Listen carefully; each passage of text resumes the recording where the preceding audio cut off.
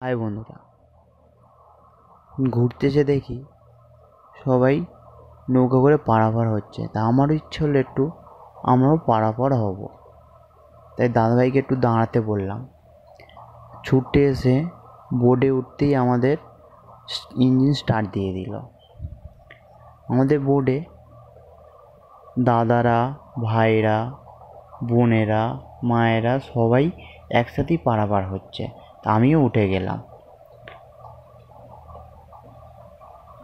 হ্যাঁ, এপার থেকে ওপার যাওয়ার জন্য আমাদের মাথা পিছু 15 টাকা করে লেগেছিল, এবং এপার থেকে ওপার যাওয়ার জন্য 15 মিনিট টাইম লাগে। সুন্দর নদীর উপর দিয়ে, এবং এই নদীটি হলো ক্যানিং নদী। এই নদীতে কুমির দেখা যায়। মাঝে মাঝে কুমির অনেক মানুষকে ধরেও নিয়ে চলে যায়। এই ক্যানিং নদী সুন্দরবনের সাথে যুক্ত, এবং এই নদীর উপর দিয়ে যেতে যেতে দেখি কিছু ড্রাম ভাসছে নদীর উপরে।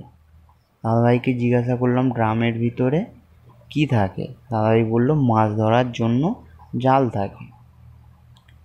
এবং নদীর উপরে থেকে আমরা দেখতে পেলাম খুব সুন্দর নীল আকাশ। এই আকাশ দেখতে খুব সুন্দর লাগছিল। এই নদীতে আরও অনেক কিছু দেখা যায় মাঝে মাঝে,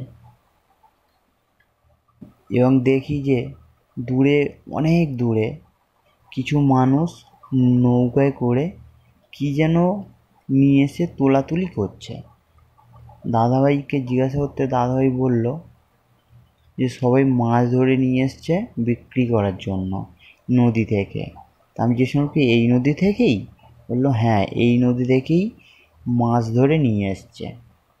তা সবাই তোলাতুলি করছে মাছ বিক্রি করার জন্য, এবং দেখি অনেক মাছ ভর্তি নৌকা দাঁড়িয়ে আছে আরও।